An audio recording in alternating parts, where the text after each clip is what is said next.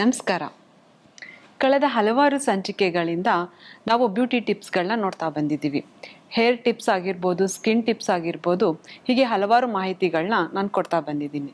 ಹಾಗೆ ಈ ವಾರದಲ್ಲಿ ನಾನು ಕೆಲವಾರು ಸ್ಕ್ರಬ್ ಮತ್ತು ಸೀರಮ್ಗಳ ಬಗ್ಗೆ ಮಾಹಿತಿನ ಕೊಡ್ತೀನಿ. ಈಗ ನಾವು ಮನೆಯಲ್ಲೇ ಸಿಗುವಂಥ ಅಡುಗೆ ಮನೆಯಲ್ಲೇ ಸಿಗುವಂಥ ಕೆಲವು ವಸ್ತುಗಳಿಂದ ಹೇಗೆ ಸ್ಕ್ರಬ್ಗಳನ್ನ ಮಾಡ್ಕೋಬೋದು ಅಂತ ಈ ಸಂಚಿಕೆಯಲ್ಲಿ ನೋಡ್ತಾ ಹೋಗೋಣ. ಎಲ್ಲರ ಮನೆಯಲ್ಲೂ ಅಕ್ಕಿ ಹಿಟ್ಟಿದ್ದೇ ಇರುತ್ತೆ. ಯಾರಿಗೆ ತಾನೇ ಸುಂದರವಾದ ತ್ವಚೆ ಬೇಡ, ಹಾಗೂ ಗ್ಲೋಯಿಂಗ್ ತ್ವಚೆ ಕೂಡ ಬೇಕಾಗತ್ತೆ. ಸೊ ನಮ್ಮ ಮುಖ ಯಾಕೋ ದಿನದಿಂದ ದಿನ ನನ್ನ ಮುಖ ಫೇಡ್ ಆಗ್ತಾ ಇದೆ, ಯಾಕೋ ತುಂಬ ಡಲ್ನೆಸ್ ಬರ್ತಾ ಇದೆ, ತುಂಬ ಡಾರ್ಕ್ನೆಸ್ ಬರ್ತಾ ಇದೆ, ಗ್ಲೋನೇ ಇಲ್ಲ, ಏನೋ ಒಂಥರ ತುಂಬ ಮುಖದಲ್ಲಿ ಡಾರ್ಕ್ ಸ್ಪಾಟ್ಸ್ ಸ್ಟಾರ್ಟ್ ಆಗ್ತಾ ಇದೆ. ಸೊ ಈ ತರ್ಟಿಯಿಂದ ಮೇಲ್ಪಟ್ಟವ್ರಿಗೆ ಅಂದರೆ 30 ವರ್ಷ ಮೇಲ್ಪಟ್ಟವ್ರಿಗೆ ಈ ಸ್ಕಿನ್ ಕೇರ್ ಅನ್ನೋದು ಇವಾಗ ಮಾಡ್ಕೋಬೇಕಾಗತ್ತೆ. ಮೊದಲೆಲ್ಲ 40 ಮೇಲೆ ನಾವು ಸ್ಕಿನ್ ಕೇರ್ ಬಗ್ಗೆ ಗಮನ ಕೊಡ್ತಾ ಇದ್ವಿ. ಆದರೆ ಇವಾಗ 30 ವರ್ಷ ದಾಟೋ ಒಳಗಡೆನೆ ನಾವು ಸ್ಕಿನ್ ಕೇರ್ನ ಸ್ಟಾರ್ಟ್ ಮಾಡಬೇಕಾಗತ್ತೆ. ಸೊ ಇವಾಗ ಎಲ್ರಿಗೂ ಕ್ಲಿಯರ್ ಸ್ಕಿನ್ ನನಗಿರಬೇಕು, ನನ್ನ ಮುಖ ಚೆನ್ನಾಗಿ ಕಾಣಿಸ್ಬೇಕು, ವಿತೌಟ್ ಮೇಕಪ್ ನನ್ನ ಮುಖ ಚೆನ್ನಾಗಿರಬೇಕು ಅಂತ ಎಲ್ರಿಗೂ ಆಸೆ ಇದ್ದೇ ಇರುತ್ತೆ.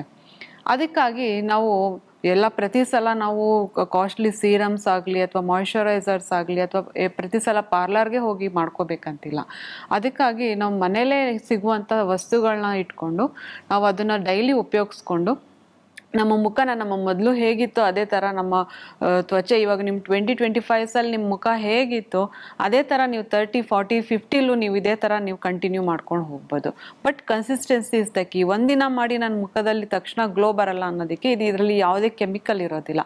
ಕೆಮಿಕಲ್ ಇರೋಂಥ ಅಂಶ ಇಮಿಡಿಯೇಟ್ ನಿಮಗೆ ಗ್ಲೋ ಕೊಡುತ್ತೆ, ಬಟ್ ತಕ್ಷಣವೇ ಅದು ಮುಖ ನಿಮ್ಮ ಸ್ಕಿನ್ ನಿಮ್ಗೆ ಗೊತ್ತಿಲ್ಲದೆ ಇರೋಂಗೆ ಅದು ಒಳಗಡೆನೇ ಸುಟ್ಟು ಹಾಕ್ತಾ ಇರುತ್ತೆ.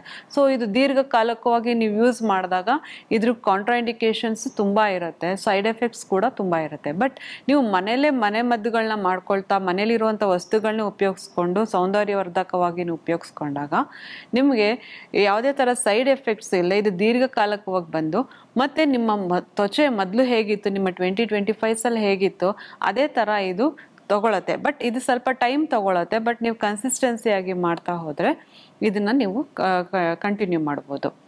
ಇವಾಗ ಮನೆಯಲ್ಲಿ ನಮಗೆ ಇವಾಗ ಏನು ಅಂದರೆ ನಮ್ಮ ಸ್ಕಿನ್ ತುಂಬ ಗ್ಲೋ ಇರಬೇಕು, ಕ್ಲಿಯರ್ ಇರಬೇಕು, ತುಂಬ ಚೆನ್ನಾಗಿ ಕಾಣಿಸ್ಬೇಕು ಅಂತ ಇಷ್ಟಪಡೋರು ಮನೇಲೆ ಸ್ಕ್ರಬ್ ಮಾಡ್ಕೋಬೋದು. ಹೇಗೆ ಸ್ಕ್ರಬ್ಬು?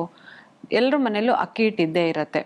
ಇಲ್ಲ ನನಗೆ ಮನೆಯಲ್ಲಿ ಅಂಗಡಿಲಿ ಸಿಗೋದು ನಂಗೆ ಇಷ್ಟ ಇಲ್ಲ ಅಂದರೆ ಅಕ್ಕಿನ ತೊಳೆದು ಸ್ವಲ್ಪ ನೀವು ಆಚೆ ಹರವಾಕಿ ಒಂದು ಪೇಪರ್ ಮೇಲೆ ಅಥವಾ ಬಿಳಿ ಬಟ್ಟೆ ಮೇಲೆ ಹರವಾಕಿ ಇದನ್ನು ನೀವು ಮಿಕ್ಸಿಲಿ ಮನೇಲೇ ಪುಡಿ ಮಾಡಿ ಇಟ್ಕೋಬೋದು. ಈ ಮಿಕ್ಸ್ಚರಕ್ಕೆ ನೀವು ಯೋಗರ್ಟ್ ಅಂದರೆ ಮೊಸರು, ನೀವು ಇದನ್ನು ಮೊಸರನ್ನ ಅಕ್ಕಿ ಹಿಟ್ಟು ಜೊತೆ ಚೆನ್ನಾಗಿ ಮಿಕ್ಸ್ ಮಾಡಿ ಇದಕ್ಕೆ ಚಿಟಿಗೆ ಕಸ್ತೂರಿ ಅರಿಶಿನ ಇಲ್ಲಾಂದರೆ ಮಾಮೂಲಿ ಅರಿಶಿನ ನೀವು ಯೂಸ್ ಮಾಡಿ ನೀವು ಮುಖಕ್ಕೆ ಡೈಲಿ ಇದನ್ನು ಸ್ಕ್ರಬ್ ಮಾಡ್ಬೋದು. ನನಗೆ ಆಯಿಲ್ ತ್ವಚೆ ಇದೆ, ನಾನು ಇದು ಯೋಗರ್ಟ್ ನಾನು ಯೂಸ್ ಮಾಡೋಕ್ಕಾಗಲ್ಲ ಅಂತಂದವರು ನೀವು ಇದ್ರ ಬದಲು ಹಸಿ ಹಾಲು ಕೂಡ ನೀವು ಯೂಸ್ ಮಾಡ್ಬೋದು.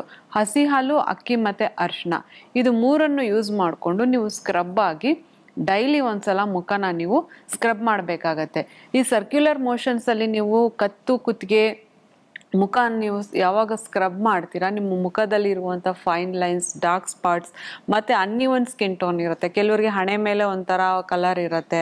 ಮತ್ತು ಈ ಟೀ ಝೋನ್ ಅಂತ ನಾವು ಹೇಳ್ತೀವಿ, ಹಣೆ ಮತ್ತು ಈ ಕೆನ್ನೆ ಆ ಕಡೆ ಈ ಕಡೆ ಮತ್ತು ಮೂಗ್ ಭಾಗದಲ್ಲಿ ನಿಮಗೆ ಡಿಸ್ಕಲರೇಷನ್ಸ್ ಕಾಣಿಸುತ್ತೆ. ಯಾಕಂದರೆ ನಾವು ಬಿಸಿಲಿಗೆ ಹೋದ ತಕ್ಷಣ ನಮಗೆ ಎಕ್ಸ್ಪೋಸ್ ಆಗೋದೇ ಈ ಹಣೆ ಮತ್ತು ಮೂಗು. ಸೊ ಇಲ್ಲಿ ಏನಾಗುತ್ತೆ, ನಮ್ಮ ಮುಖದ ಮೇಲೆ ಸಣ್ಣ ಸಣ್ಣ ಬ್ಲ್ಯಾಕ್ ಸ್ಪಾಟ್ಸ್ ಸ್ಟಾರ್ಟ್ ಆಗುತ್ತೆ, ಹಣೆನೇ ಡಿಸ್ಕಲರೇಷನ್ ಆಗುತ್ತೆ. ಇದು ಗಂಡಸರಲ್ಲಿ ಹೆಂಗಸರಲ್ಲಿ ಕಾಮನ್ ಇರುತ್ತೆ. ಯಾಕಂದರೆ ನಾವು ಯಾವಾಗಲೂ ನಾವು ಸನ್ಸ್ಕ್ರೀನ್ ಯೂಸ್ ಮಾಡೋಕ್ಕಾಗಲ್ಲ, ಅಥವಾ ಸನ್ಸ್ಕ್ರೀನ್ ಎಲ್ರಿಗೂ ಅಫೋರ್ಡ್ ಮಾಡೋಕ್ಕಾಗಲ್ಲ, ಅಥವಾ ಸನ್ಸ್ಕ್ರೀನ್ ನಾವು ಹಾಕೊಂಡೋದ್ರೂ ಅದ್ರ ಒಂದು ಏನಿರುತ್ತೆ ಅದ್ರ ಅಂಶ ಒಂದು 2 hours ಮಾತ್ರ ಇರುತ್ತೆ. ಅದಾದಮೇಲೆ ಇದ್ರದ್ದು ಅಂಶ ಕಳ್ಕೊತಾ ಬರುತ್ತೆ. ಎವ್ರಿ 2 hours ನಾವು ಆಚೆ ಹೋದ್ರೂ ಸನ್ಸ್ಕ್ರೀನ್ ಹಚ್ಕೋತಾ ಇರಬೇಕಾಗತ್ತೆ. ಸೊ ಈ ಥರ ಒಂದು ಕಂಡೀಷನ್ನಲ್ಲಿ ಇರೋರು ಈ ಒಂದು ನಿಯಮಿತವಾಗಿ ಈ ಅಕ್ಕಿ ಹಿಟ್ಟಿನ ಥೆರಪಿನ ನೀವು ಮಾಡ್ಕೊಳ್ತಾ ಬಂದರೆ ಮುಖ ಡಿಸ್ಕಲರೇಷನ್ ಆಗಿರೋದು ಕ್ಲಿಯರ್ ಆಗ್ತಾ ಬರುತ್ತೆ, ಮತ್ತು ನಿಮ್ಮ ಮುಖ ಹೊಳಪು ಕೂಡ ಬರುತ್ತೆ. ಮತ್ತು ಈ ಡಿಸ್ಕಲರೇಷನ್, ಡಾರ್ಕ್ ಸ್ಪಾಟ್ಸ್ ಅಂತ ಏನು ಸ್ಟಾರ್ಟ್ ಆಗಿರುತ್ತೆ ಇದು ಆದಷ್ಟು ತಿಳಿ ಆಗ್ತಾ ಹೋಗುತ್ತೆ, ಮತ್ತು ಸ್ಕಿನ್ನು ಒಳ್ಳೆ ಗ್ಲೋ ಕೊಡುತ್ತೆ.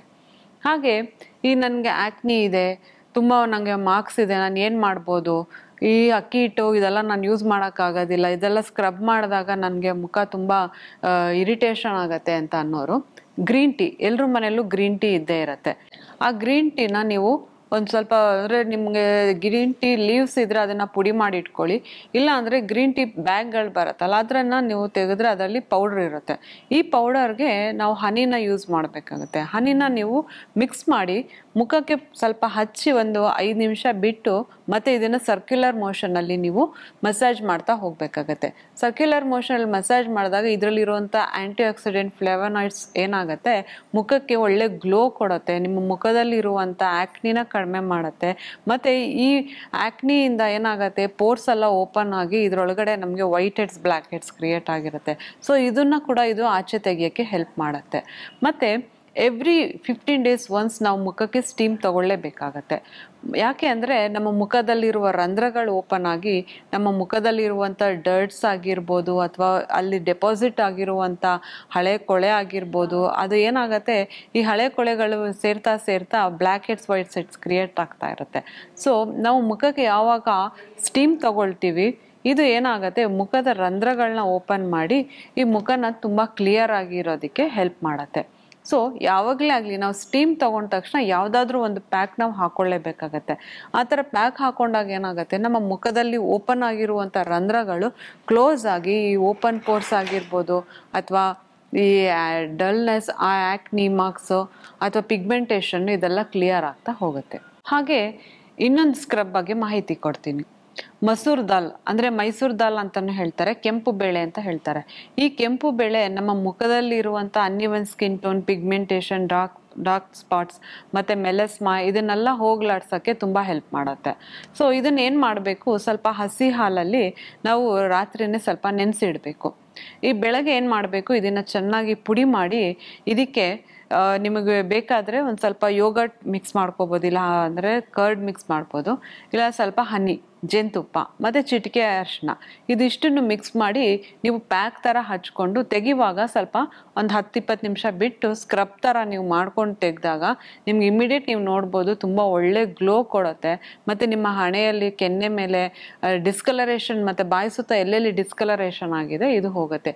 ಇದನ್ನು ನೀವು ಕುತ್ತಿಗೆ ನೀವು ಏನೇ ಮುಖಕ್ಕೆ ಮಾಡಿದ್ರೂ ಇದನ್ನು ನಾವು ಕುತ್ತಿಗೆಗೂ ಮಾಡಬೇಕಾಗತ್ತೆ. ಯಾಕಂದರೆ ಈ ಮುಖ ಮಾತ್ರ ಬೆಳ್ಳಕ್ಕಾಗಿ ಕುತ್ತಿಗೆ ಎಲ್ಲ ಕಪ್ಪುಗಿದ್ರೆ ಇದು ತುಂಬ ಅಸಹ್ಯವಾಗಿ ಕಾಣಿಸುತ್ತೆ. ನೀವು ಈವನ್ ನೀವು ಫೌಂಡೇಶನ್ ಹಚ್ಚಿದ್ರೂ ಅದು ಆಕ್ಸಿಡೈಸ್ ಆಗಿ ತುಂಬ ಮುಖ ಒಂದು ಕಲರು ಕುತ್ತಿಗೆ ಒಂದು ಕಲರು ಕಾಣಿಸೋಕೆ ಸ್ಟಾರ್ಟ್ ಆಗುತ್ತೆ. ಸೊ ನೀವು ಏನೇ ಒಂದು ಮನೆ ಮದ್ದು ಅಥವಾ ಯಾವುದೇ ಒಂದು ಥೆರಪಿ ಮಾಡ್ಕೊಂಡಾಗ ಮುಖಕ್ಕೆ ಮಾಡ್ಕೊಂಡ ತಕ್ಷಣ ನೀವು ಕುತ್ತಿಗೆ ಭಾಗಕ್ಕೂ ಮಾಡಬೇಕಾಗತ್ತೆ. ನೋಡಿದ್ರಲ್ಲ ವೀಕ್ಷಕರೇ, ಇಲ್ಲಿವರೆಗೂ ಅಡುಗೆ ಮನೆಯಲ್ಲೇ ಸಿಗುವಂಥ ವಸ್ತುಗಳಲ್ಲಿ ನಾವು ಹೇಗೆ ನಮ್ಮ ದಿನನಿತ್ಯದಲ್ಲಿ ಉಪಯೋಗಿಸ್ಕೊಂಡು ನಮ್ಮ ಒಂದು ಸ್ಕಿನ್ ಆಗಿರ್ಬೋದು ಅಥವಾ ಬಾಡಿನ ಹೇಗೆ ನಾವು ಟೋನ್ ಅಪ್ ಮಾಡ್ಕೋಬೋದು ಅನ್ನೋದನ್ನ ನೋಡಿದ್ದೀರಾ.